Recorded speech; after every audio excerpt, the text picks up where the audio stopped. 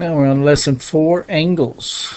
A couple of the things you'll be able to do in this lesson. You'll be able to name using correct notation and classify angles by their measures.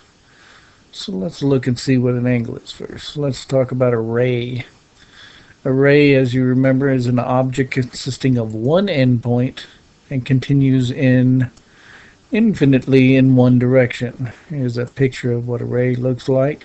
Here's our endpoint A and another point on the ray B. It's going this way forever. How to name it. Again, you start with the endpoint first and then another point on the ray. So we got AB and then the ray symbol above it with one arrow going to the right there like that.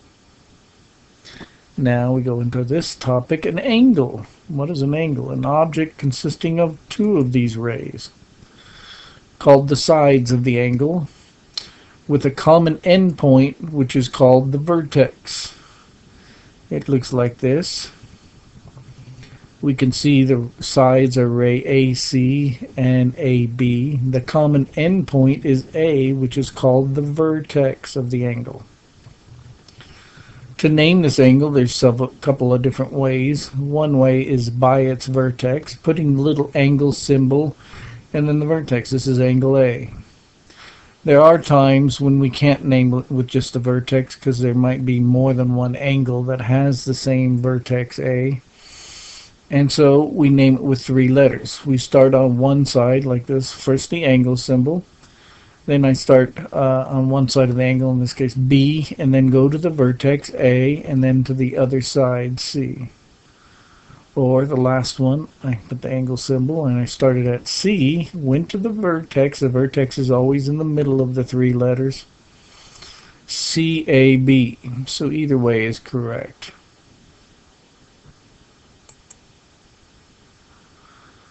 So in this example, on your practice worksheet, you'll be looking at a few of these, looking at the angle and naming the sides. So the sides are rays, and one side is ray BA, and the other is ray BC.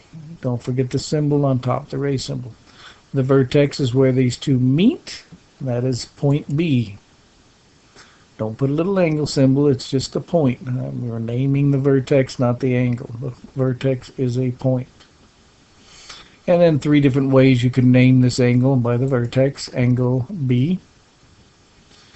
By the 3 letters, I could start here, CBA, going to C, to the vertex B, and then to the other side. Or ABC.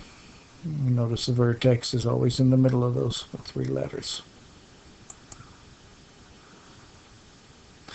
This picture says, how does this diagram differ than example 1? Well, in this diagram we can see that there are actually 3 different angles that use the same vertex. I'll look at these angles in a second.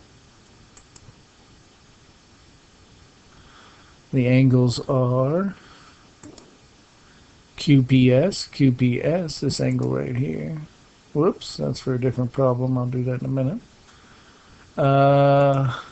QPS was the big angle.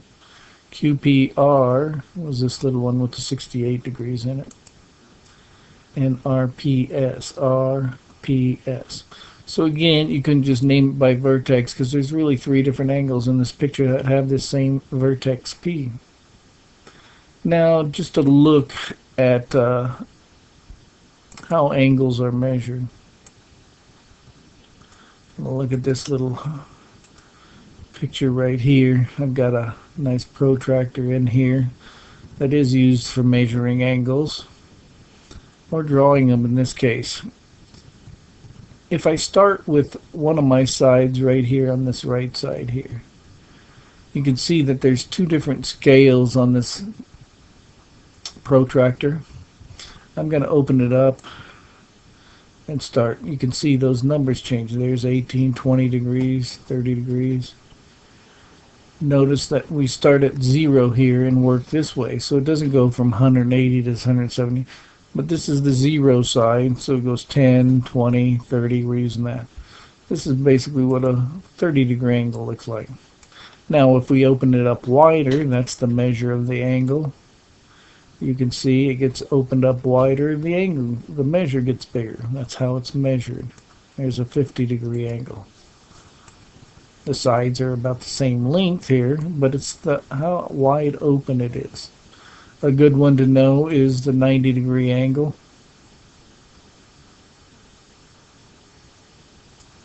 Is a perfect L here. Like taking your thumb and your pointing finger and making an L out of it, and that's 90 degrees. So I can see these aren't open as wide, these are less than 90. And then of course a little wider open, there's 120 degrees. You can see that's open wider than the L. It's bigger than 90 degrees.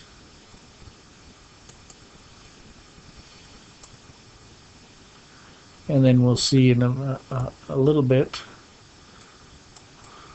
their classifications for these types of angles. And then of course a straight line all the way over. What's the biggest number on there? 180. A straight line is actually 180 degrees. That's got a special name. We'll see a straight angle in a little bit. It looks like that. You know, the vertex would be right here in the middle. Another point on it right here. So one of the sides would be here and the other side would be this side. This ray going, starting here and going that way. The other part of this protractor, if I switch to the other side now and start over here and open up my angle this way, now I'm going to use the inside scale, because here's the 0 on this side. This side is on 0 over here, so we're going from 0 to 10 to 20 to 30, opening up that way. That's why they have two different scales depending on which side is the 0 side that you're starting on. This way, if we draw the initial side over here this way, we're starting at 0, so we're using this inside track: 0, 10, 20, 30. You'll get a few problems like that on IXL. So there's an example of a 31 degree starting with its initial side towards the left. Now let's go back to our lesson here. And where was I? That was right here. We showed this. We showed these three angles in this picture. Then we've got this B. Name a point on the interior of QPS. So let's highlight that angle in red here. So we start at Q, P, and go to S. So the inside is right here. So a point on the inside is like this point right here, R. It's not on the angle, it's not on the vertex, but on the interior of the angle. And then we look at this next question. It's got to highlight a different angle here. We've got angle QPR.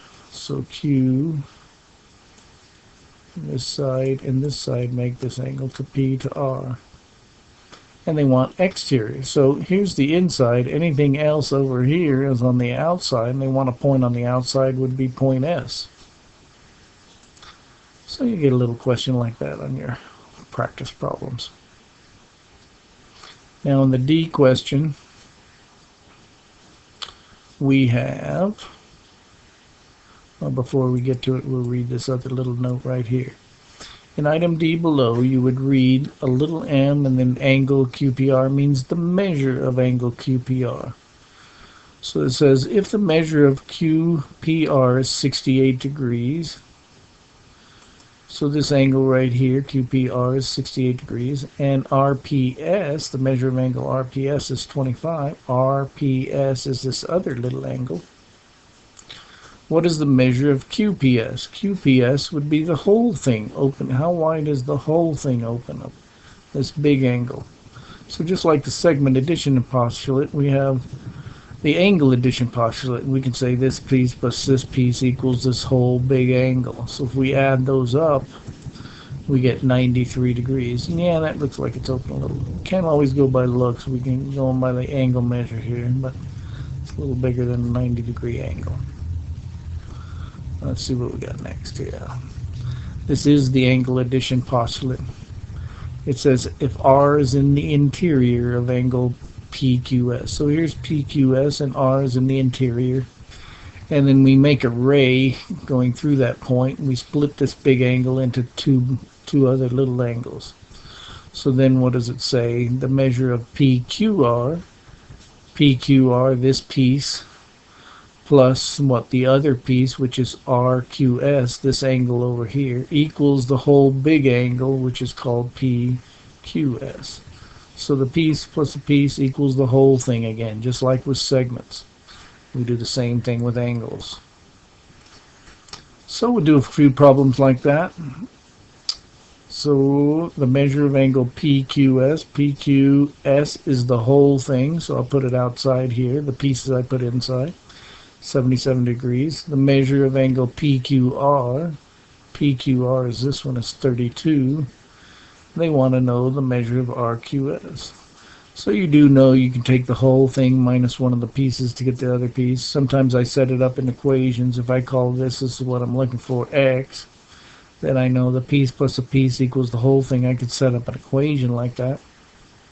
And like we said before, we're just subtracting the 32 there and getting that this other angle's measure here, RQS, is 45.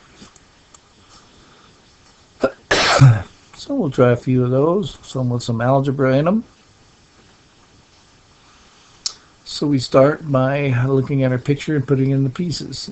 Angle AOC. AOC is the whole thing. I put the whole thing outside there. AOB. AOB is this piece, is X plus 10. And angle BOC. BOC is X.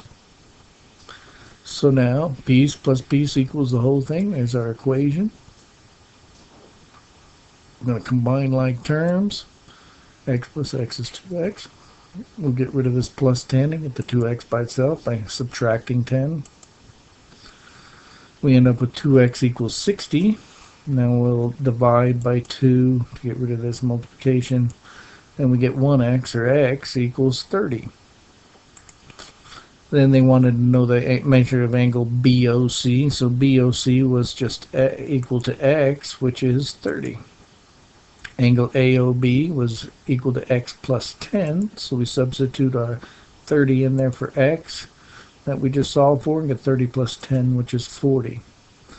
And double check, yeah, if I add them up, I do get the whole thing, which is 70. So you might want to try the quick check. Pause the video and try it. Oh, no, quick check. I lied. We come to classification of angles. Classifying them by their measure. An acute angle is an angle that has a degree measure less than 90 degrees. So, you know, you got that L with your fingers, you close it up a little bit and you get something less than 90. An acute angle. A right angle, an angle has a degree measure equal to 90 exactly. Now 90 degree angles sometimes are marked to let you know they're 90 degrees by putting this corner mark in the corner. Something like that, usually a little smaller, but the little corner part of a box in there. An obtuse angle, an angle has a degree measure greater than 90 degrees and less than 180. So it's opened up bigger than your L. And then a straight angle is that straight line we saw before. An angle has a degree measure equal to 180 degrees. The whole protractor there all the way around. We'll use that a lot. Okay? You know, not only do we split these regular angles into pieces, but a lot of times if we've got that corner mark there and we know this is 90 and we cut it into two pieces, we know these pieces have to add up to 90. Same with a straight line. If I cut that into two angles, I know these two angles have to add up to that whole thing 180, or sometimes we even split it up into three. So we could say the piece plus the piece plus the piece, all three of those pieces have to add up to 180. Do that a lot in geometry, so be looking for that. So here's example 5. You'll see this on your problems practice sheet. It's the first few problems. They give you an angle here. It's got its degree measure in there. The first thing we want to do, answer A, is name it in two different ways. Not classify it by its measure, but give them what is its name. So I could call this angle F by its vertex, or use the 3 points in either order as long as the vertex is in the middle. So I could go from Y to F to I, or I, F, Y, either way. Don't forget your angle symbol. The measure we can see there is 35 degrees. So classifying it by its measure, that would be an acute angle. This example here, again, naming it, I could name it by its vertex, T, angle T, or with the 3 letters, I can go from CTL or LTC, put your angle symbol in front. Its measure is 125, so we can classify that as an obtuse angle, bigger than 90, less than 180. A couple more of those. We can see we have the right angle mark here. So I know this measure is 90 degrees. It is a right angle. Let's name it by its vertex, angle T. Or with 3 letters, we could call it STR, angle STR. The last one, the angle could be called angle X by its vertex. Here's the 2 sides, XS and XN. Or we can name it with 3 letters, angle NXS, or backwards, SXN. Its measure is 180 degrees. It is a straight angle. You could pause the video and do the first few practice problems like this that are on your practice sheet, or keep taking your notes. It's your choice. Next, just like segments had segment bisectors, we can have an angle bisector. An angle bisector is a ray, a line, or a line segment that divides an angle into 2 congruent angles. No midpoint here, but it does chop it into 2 equal pieces. So to show that, we could put congruent marks for these 2 little pieces here. A lot of times they write them like this, little arcs in here, or put the little line thing here. And I like this way best, with the little piece on it like that. That's not a very good drawing. Let me try it again. I'll try it out of here a little bit. We'll add an arc there with a little congruent mark, and an arc here with a little congruent mark, showing you that these are equal because this bisected it, cut it in half. So let's see, if XZ is an angle bisector of angle WXY, the big angle, if this cuts it in half, 2 congruent angles that it forms, name them. Use the congruent marks to show the angles in the diagram are congruent. So we could put you could use just these, or put the little congruent mark there. I like it like that better. So this angle, WXZ, would be congruent to angle, what, ZXY? Which means they have the same measures. You could say the measure of angle WXZ equals the measure of angle ZXY. Angles are congruent, but their measures are equal. This is the congruent symbol, an equal sign with a little wavy tilde mark there above it. But it means their measures are equal. So we look at a problem like that. We start off by reading FG bisects EFH. So it's cutting EFH in half, which means what? This angle is equal to this angle.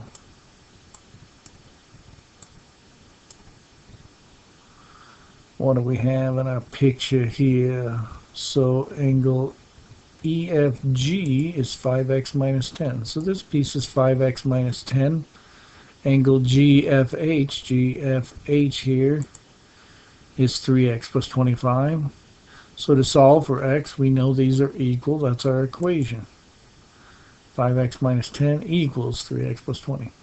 Just like with the segment bisector, if they give us the 2 equal pieces, we just set them equal. Later we'll get the whole angle and one of these little pieces, and we'll see we do that similarly. So I'm going to subtract 3x from both sides. Get 2x minus 10 equals 25. 5x minus 3x, 2x. Bring down the negative 10. That 3x goes away. We're left with the 25. We're going to isolate the x term on this side by getting rid of this minus 10 with plus 10. Those canceled out. We get 2x equals 35 over here. 25 plus 10. Last thing, divide by 2 to get 1x, or x equals 17.5.